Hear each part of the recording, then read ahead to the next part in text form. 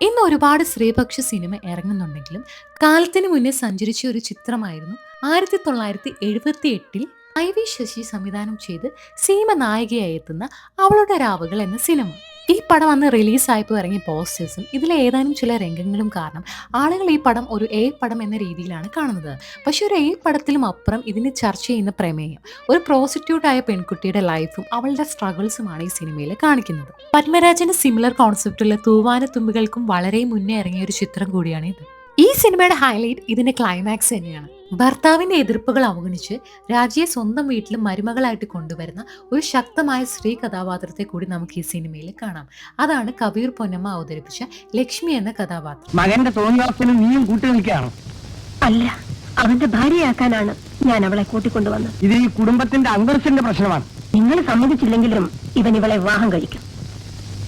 അപ്പോഴും നമുക്ക് നമ്മുടെ കുടുംബത്തിന്റെ അന്തസ്സ് കാത്തു സൂക്ഷിക്കാനാവില്ല.